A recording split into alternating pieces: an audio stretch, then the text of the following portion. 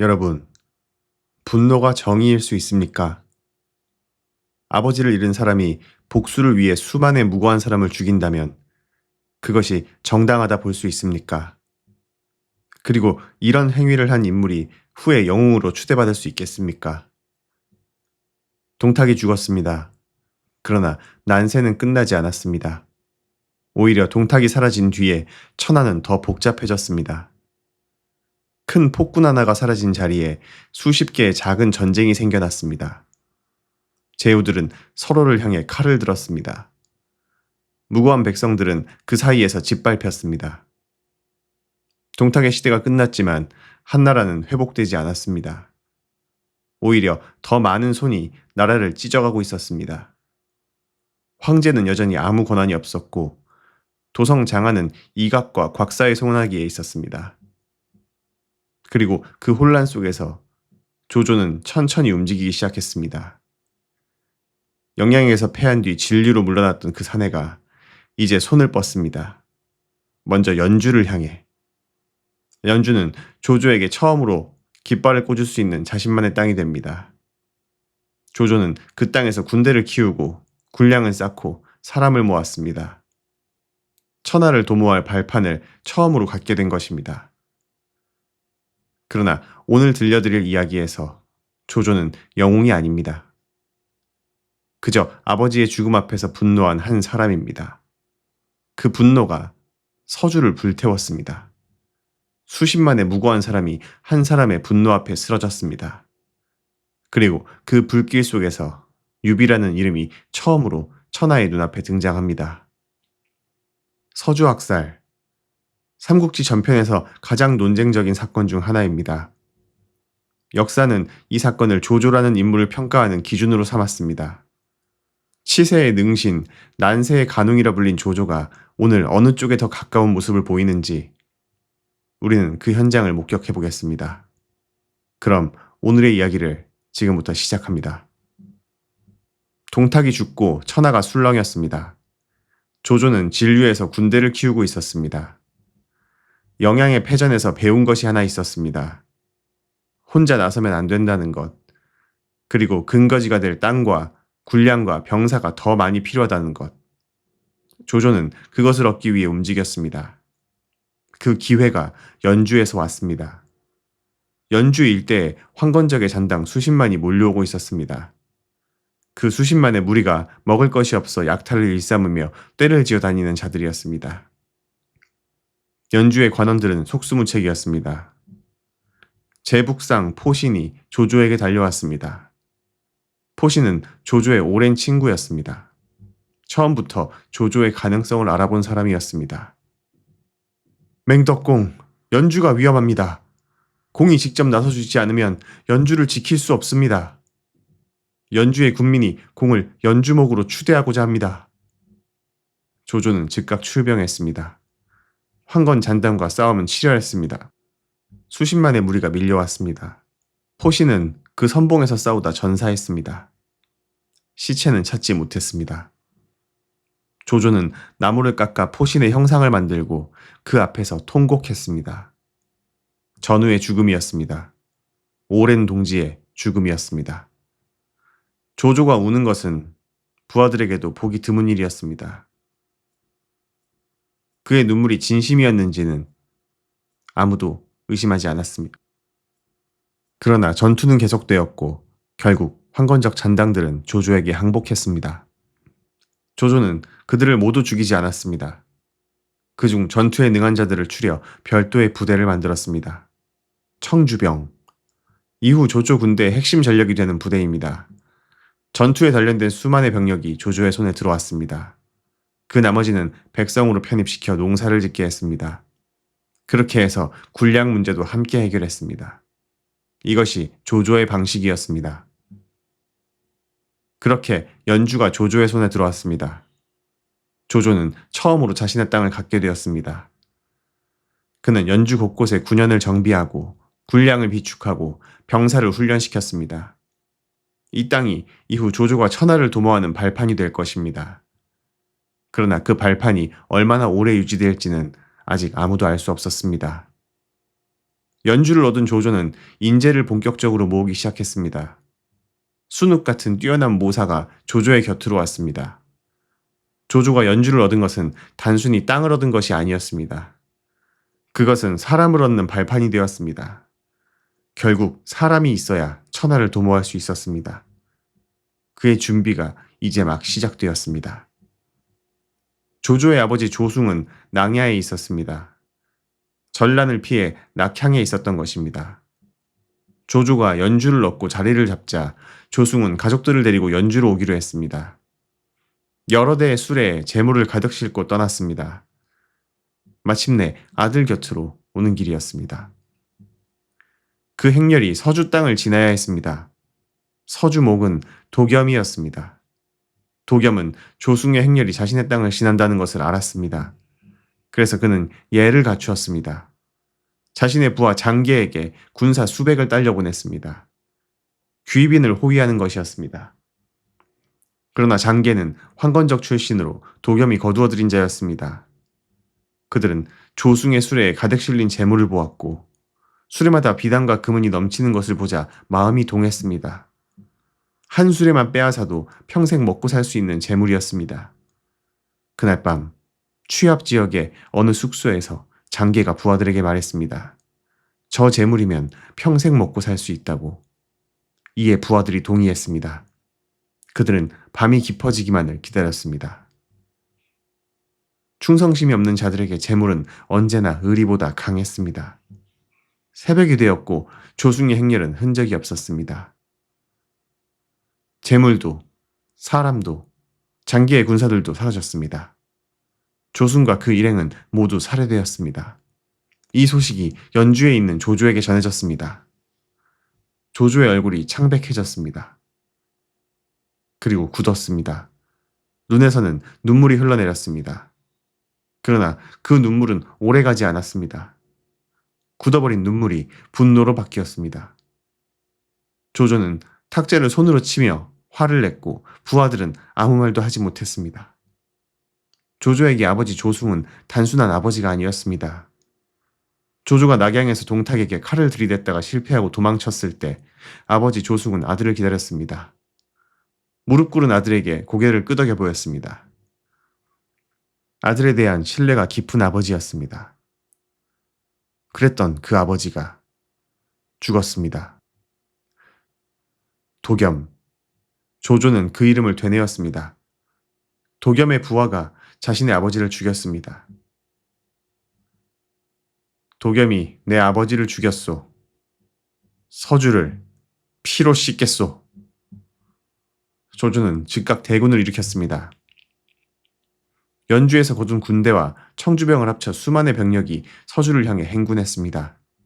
서주목 도겸에게 복수한다는 명목이었습니다. 그러나 그것이 복수만이었는지 아니면 기회를 빌린 침략이었는지는 역사가 모호하게 남겨두었습니다. 아마도 조조의 마음속에서 두 가지가 뒤섞여 있었을 것입니다. 조조의 군대가 서주 경계를 넘었습니다. 첫 번째 성이 항복했습니다. 두 번째 성도 곧 무너졌습니다. 조조의 군대는 빠르게 진격했습니다. 서주의 관원들은 항복하거나 달아났습니다. 그러나 조조의 군대가 지나간 곳마다 비슷한 일이 벌어졌습니다. 마을이 불탔고 사람들이 죽었습니다. 군사들은 도겸과 관계가 있는 자든 없는 자든 서주 땅의 백성들을 가리지 않고 학살했습니다. 군대를 피해 산속으로 숨은 사람들도 끌어내려서 학살했습니다. 조조는 그것을 막지 않았습니다. 역사는 이 부분에서 조조의 명령이 있었는지를 명확히 하지 않습니다. 다만 결과는 분명했습니다. 서주의 수십만 백성이 죽었습니다. 사수가 막혔습니다. 강물이 시체로 가득 찼다고 기록합니다.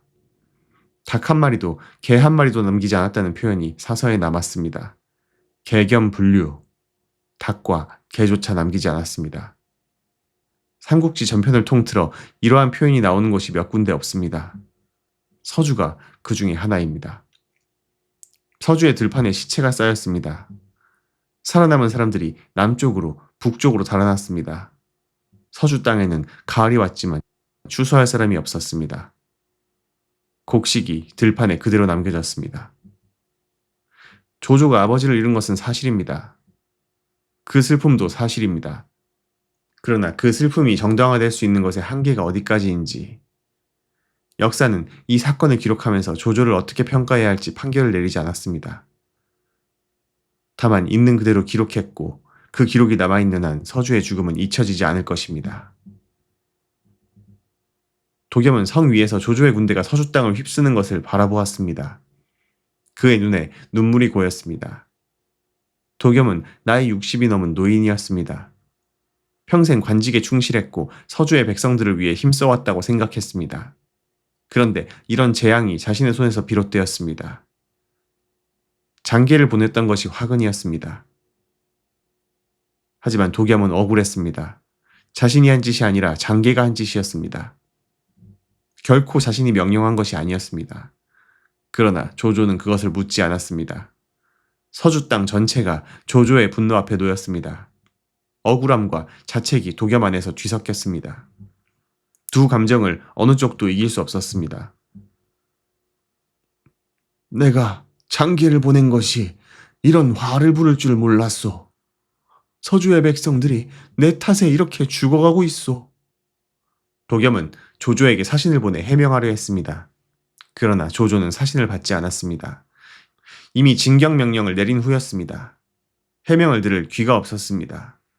분노한 사람의 귀는 언제나 막혀 있고 들으려 하지도 않습니다. 도겸은 구원을 요청했습니다. 사방으로 사자를 보냈습니다.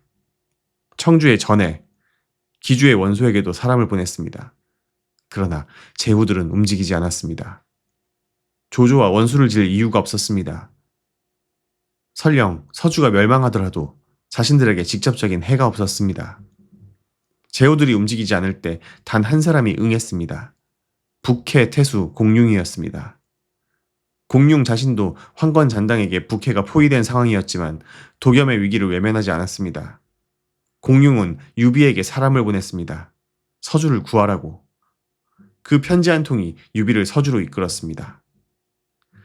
조조가 서주를 치는 동안 연주에서 일이 벌어졌습니다. 진궁이었습니다. 조조를 떠난 뒤 여러 곳을 전전하다 결국 조조를 위해 연주 수비를 맡고 있던 진궁이, 지금 그 진궁이 움직이고 있었습니다. 서주에서 들려오는 소식이 진궁의 마음을 흔들었습니다. 수십만의 무고한 백성이 죽었습니다. 개견불류. 그것이 조조였습니다. 그것이 자신이 한때 따르려 했던 사람이었습니다. 진궁은 생각했습니다. 여백사의 집에서 조조를 떠났을 때 자신은 조조가 의로운 사람이 아님을 알았습니다.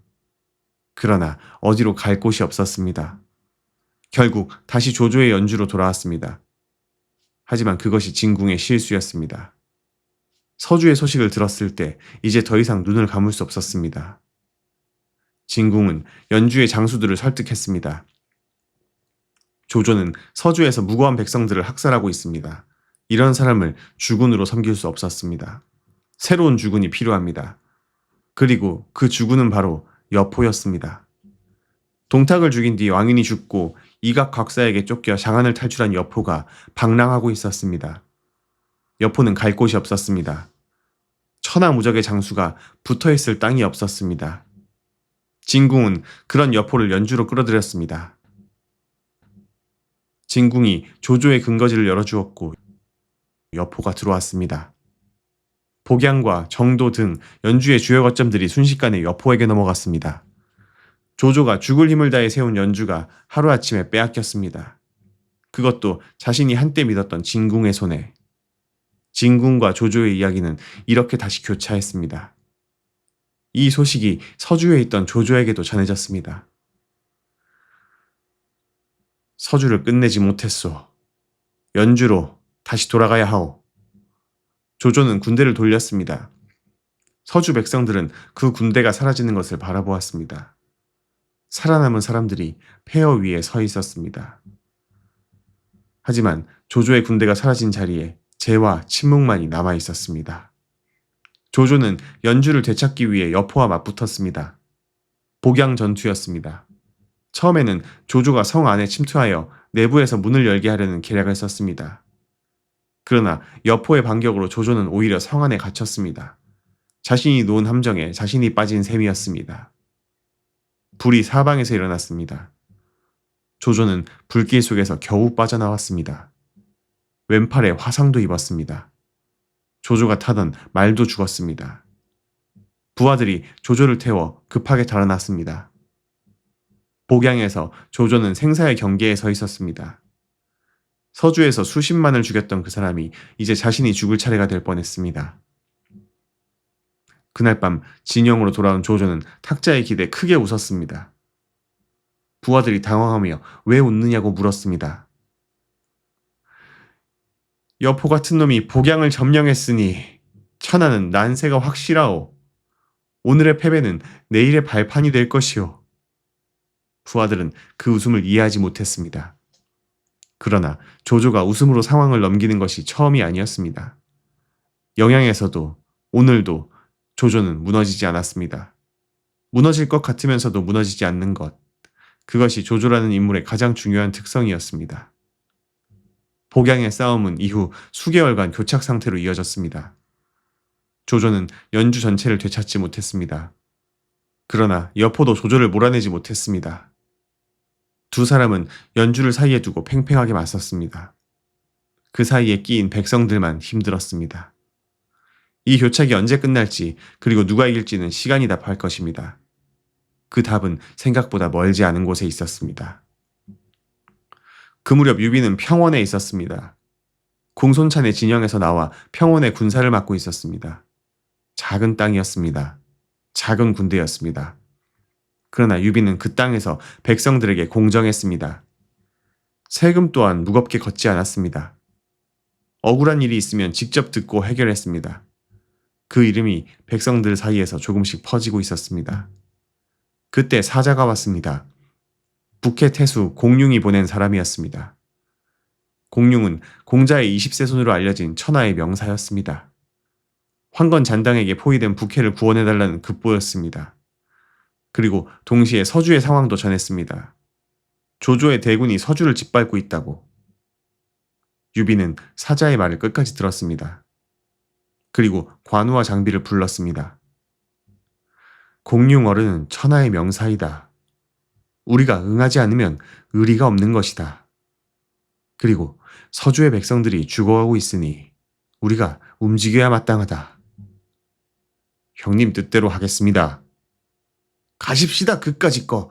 조조 군대를 못 막을 것이 뭐가 있소? 유비는 군사를 점검했습니다.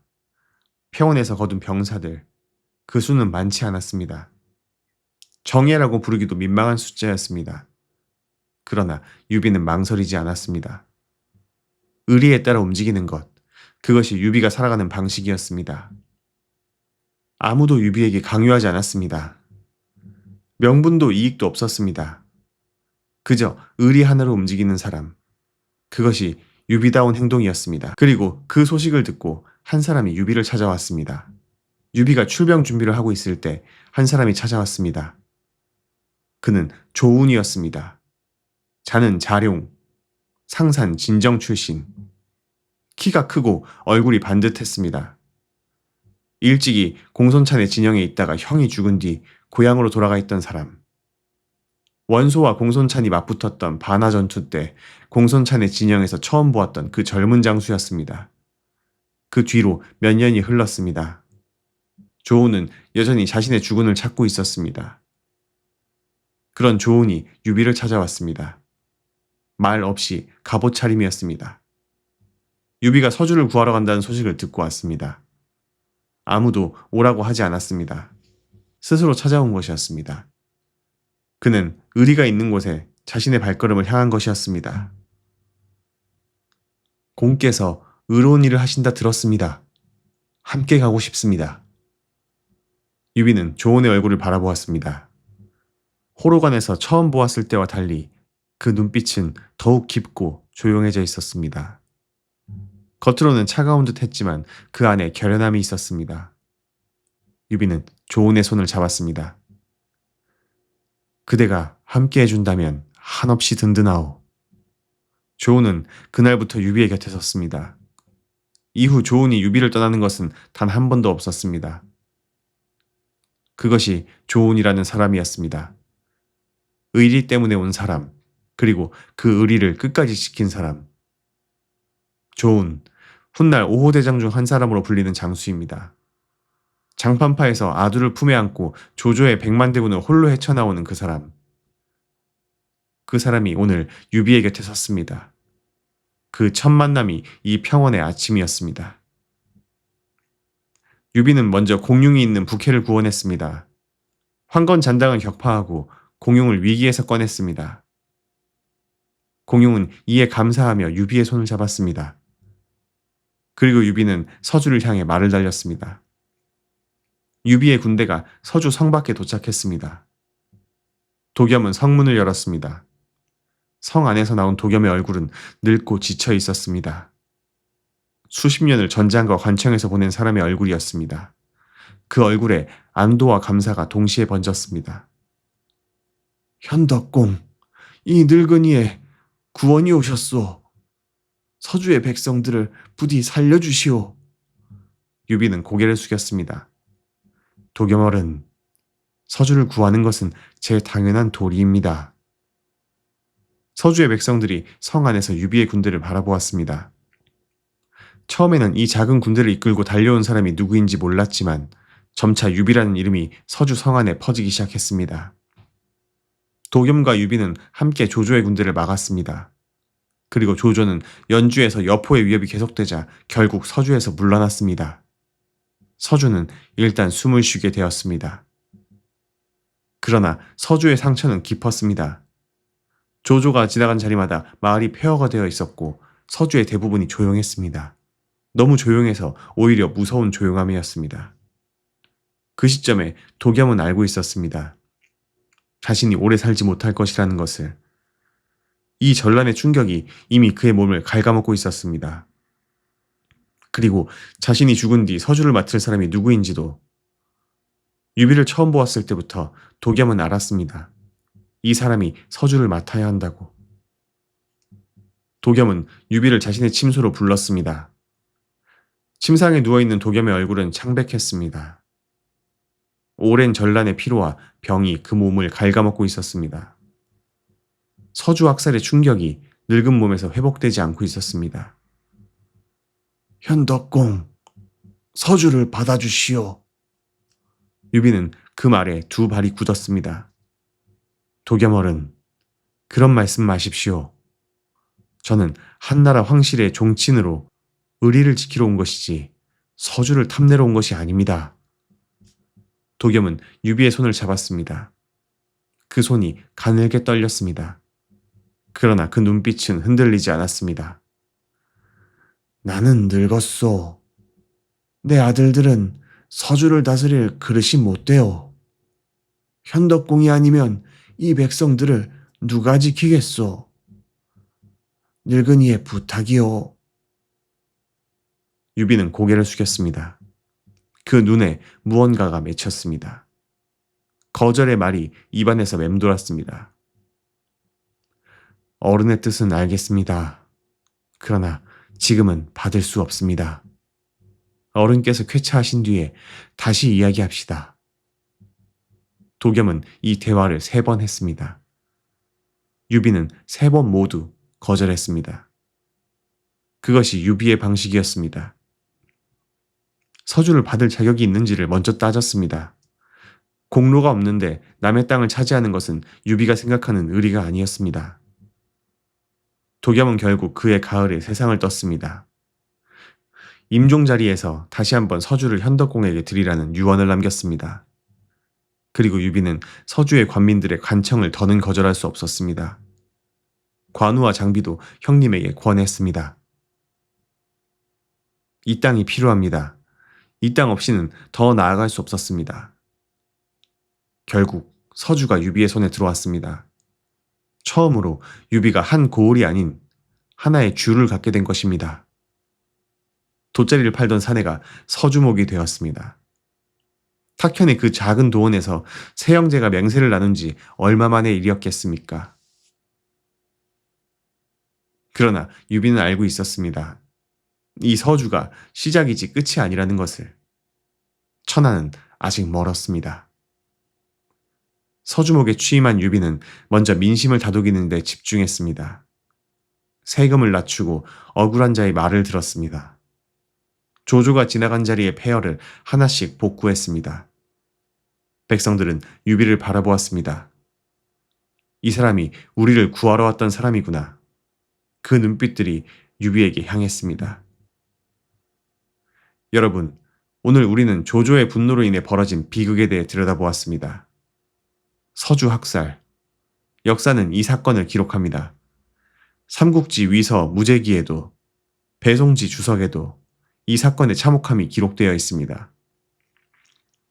아버지를 잃은 슬픔이 진심이었다 해도 그 슬픔으로 수십만의 무고한 사람을 죽이는 것이 정당화될 수 있는지에 대해 역사는 조용히 고개를 젓습니다.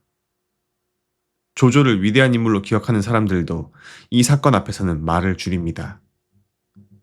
서주 학살이 특히 충격적인 이유 중 하나는 조조가 이 사건 이후에도 계속 역사에서 유능한 인물로 기록된다는 점입니다. 무고한 수십만을 죽인 뒤에도 그는 무너지지 않았습니다. 오히려 더 강해졌습니다. 역사는 그것을 기록하면서 인간이 얼마나 복잡한 존재인지를 보여줍니다. 진궁을 기억하십니까? 조조를 떠났던 그 사람. 그가 이야기에 다시 등장했습니다. 여포를 연주로 끌어들여 조조의 근거지를 빼앗았습니다. 진궁이 왜 그랬는지, 서주 학살의 소식이 진궁의 결심에 어떤 영향을 미쳤는지 우리는 정확히 알 수 없습니다. 그러나 두 시점이 같습니다. 조조가 서주에서 가장 어두운 짓을 하고 있을 때 진궁이 조조에게 큰 칼을 꽂았습니다. 역사는 두 사건이 같은 시간에 벌어졌다는 것을 담담하게 기록합니다. 그리고 유비. 오늘 처음으로 유비가 서주를 손에 쥐었습니다. 그러나 이후에 이 서주는 유비가 오래 다스리지 못하고 빼앗깁니다. 유비의 이야기는 언제나 그렇습니다. 얻고, 잃고, 다시 얻으러가는 사람. 그 반복 속에서 유비는 무너지지 않았습니다. 그것이 유비를 유비답게 만드는 것이었습니다. 그리고 조운이 유비의 곁에 섰습니다. 관우, 장비, 그리고 조운, 이 세 사람이 유비를 둘러쌌습니다. 이들이 유비 곁에 있는 한 유비는 무너지지 않을 것입니다. 역사는 그것을 알고 있습니다. 여포가 연주를 쥐었고 조조와 대치 중입니다. 유비는 서주를 쥐었습니다. 원소는 기주를 차지했고 원술은 회남에서 세력을 키우고 있습니다. 난세의 지도가 조금씩 그려지고 있습니다. 이 지도는 앞으로 수십 년 동안 수없이 다시 그려질 것입니다. 그리고 그 지도 한편에서 강동에서 한 젊은이가 눈을 뜨고 있었습니다. 손견의 아들, 손책. 아버지를 잃은 뒤 원술에게 몸을 의탁하고 있던 그 소년. 그 소년이 이제 아버지의 뜻을 이으려 합니다. 손견이 이루지 못한 것을 아들 손책이 이루려 합니다. 오늘의 이야기는 여기까지입니다. 다음 화에서는 강동의 맹주가 되는 손책의 이야기를 이어나가 보도록 하겠습니다. 오늘도 함께 해주셔서 감사합니다.